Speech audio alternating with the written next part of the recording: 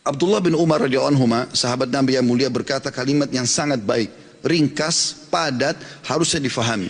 Dia mengatakan, sungguh menolak 1/4 dirham, ya, atau maaf, 1/6 dirham. Kalau seandainya kita mungkin 10.000 rupiah, dibagi lagi, dibagi 6, itu saja jumlah yang kecil, misalnya 1.500 rupiah atau 1.000 rupiah. Bahasa seperti kurang itu.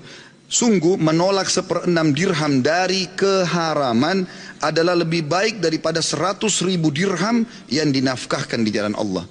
Berapa banyak orang tidak faham ini teman-teman. Dia berpikir dengan menginfakkan 100 juta pahalanya lebih besar daripada dia menolak yang haram. Padahal anda menolak, menurut Abdullah bin Umar radhiyallahu anhu, satu rupiah atau 10.000 rupiah anda tolak haram, ditawarkan, enggak, ini saya enggak mau karena haram. Itu menurut Abdullah bin Umar lebih besar pahalanya dibandingkan berinfak dengan 100.000 dirham. Begitu juga Abdullah bin Mubarak rahimahullah, seorang ulama tabi'in, berkata, sungguh jika aku menolak 1 dirham dari syubhat, bukan haram, ragu-ragu boleh nggak sih, aku nolak 1 dirham dari syubhat, lebih aku sukai daripada bersedekah dengan 600.000 dirham. Saudaraku seiman, pendapatan haram akan merusak hati anda, mendatangkan penyakit kronis, merusak rumah tangga, melahirkan generasi dari sperma anda karena sumber haram yang akan menyusahkan anda nanti. Berapa banyak orang kaya, rumahnya mewah, mobilnya mewah, kaya raya, semuanya ya bisa dipuji oleh manusia, tapi sumber haram. Ternyata lahir anak yang akhirnya jadi pembunuh bagi dia di saat anak itu sudah dewasa dan menyusahkannya. Juga teman-teman akan menyusahkan hati, menyusahkan hidup.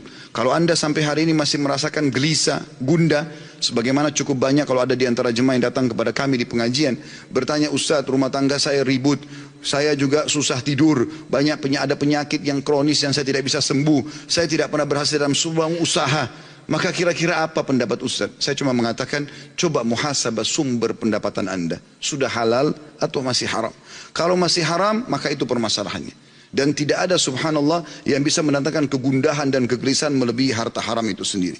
Lebih parah daripada itu, yang keempat adalah akan mendatangkan azab yang sangat pedih pada hari kiamat.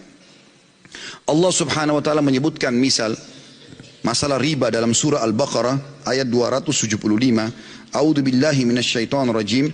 Alladzina ya'kuluna riba la yaqumuna illa kama yaqumu alladzi yatakhabbathu asyaitanu minan mas. Dzalika bi annahum qalu innamal bay'u mithlu riba wa halallahu al-bay'a harrama ar-riba.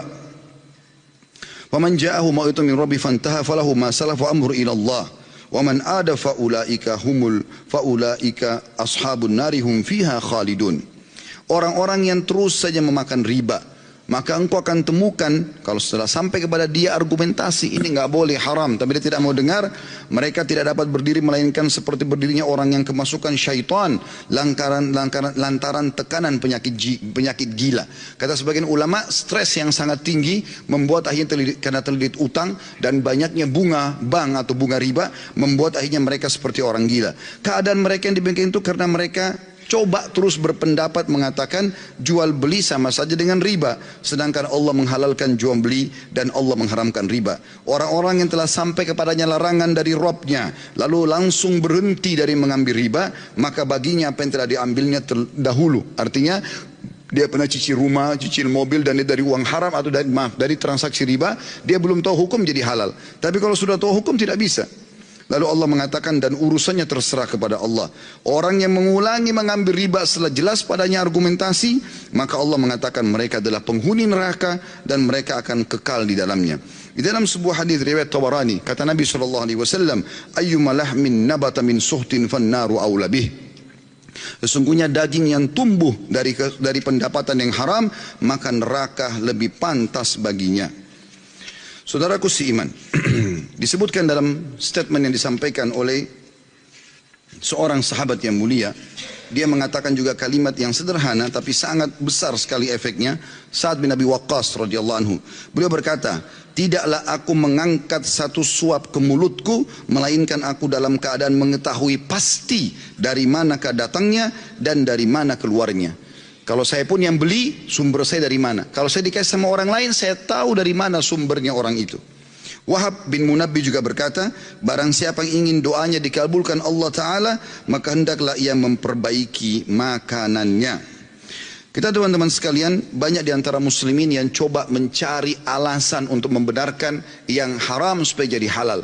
Dan ini sebenarnya sifat kaum Yahudi. Dan kita tidak boleh seperti mereka. Haram dalam Islam, haram tidak akan berubah sampai hari kiamat. Dan itu disuruh kita pelajari untuk dijauhi.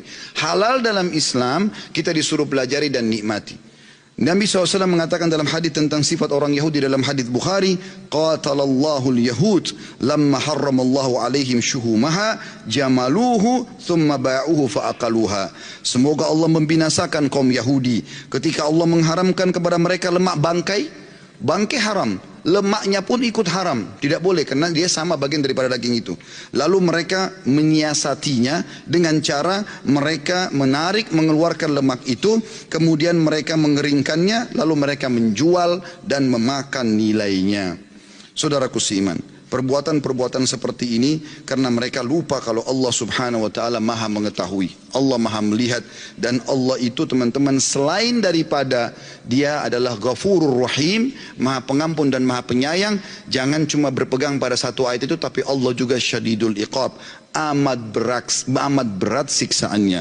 Kita renungi sama-sama sebagai penutup, dan akan saya tutup dengan kisah yang sederhana nanti, adalah firman Allah Subhanahu wa taala dalam surah Al-Baqarah ayat 281. A'udzu billahi minasyaitonir rajim. Wattaqu yawman turja'una fihi ila Allah, thumma tuwaffa kullu nafsin ma kasabat wa hum la yudhlamun. Maka takutlah kalian semua, kata Allah, ketika kamu semua akan dikembalikan kepada Allah pada hari kiamat. Kemudian setiap orang diberi balasan yang sempurna sesuai dengan apa yang telah dilakukannya, dan mereka tidak akan dizalimi sedikit.